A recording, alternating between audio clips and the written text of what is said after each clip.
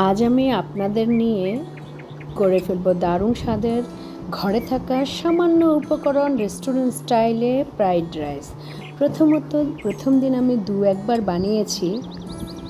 বানানোর পর আমার বাচ্চা বলেছে দারুণ হয়েছে। তারপর ভাবলাম আপনাদের সাথে শেয়ার করে নিব। প্রিয় ভাই ও বোনেরা, আসসালামু আলাইকুম। তো আজকে আমি ফ্রাইড রাইসের জন্য আমার যে উপকরণগুলো লাগছে, প্রাথমিকভাবে আমি নিয়ে নিলাম প্রায় 2 কাপ পরিমাণ পোলার চাল, চিনি গুঁড়ো।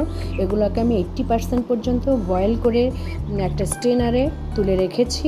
তারপর আমি এখানে গাজর, ক্যাপসিকাম, চিকেন, তারপর এই তো ব্রোকলি ছিল, আমার বাচ্চা খায় না সেজন্য আমি ইউজ করিনি। এখানে সব কিছু আমি কষিয়ে নিচ্ছি সমস্ত সসগুলোর মধ্যে।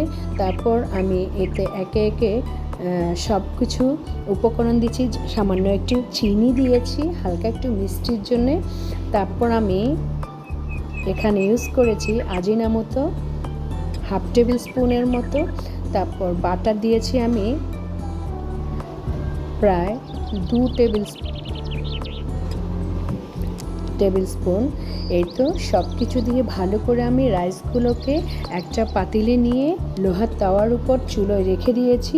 যেহেতু আমি 80% পর্যন্ত আমার রাইসটা হয়ে গিয়েছিল, তাই আমি যখন বাটার দিয়েছি এটা ফ্লেভারটা ভালো করে চারপাশে আসার জন্য আমি চুলোর উপরে রেখে দিয়েছি। রাখার পর আমি আলাদা একটা প্যানে 3টা ডিম আমি ফেটে নিয়ে ভাজি করে নিয়েছি।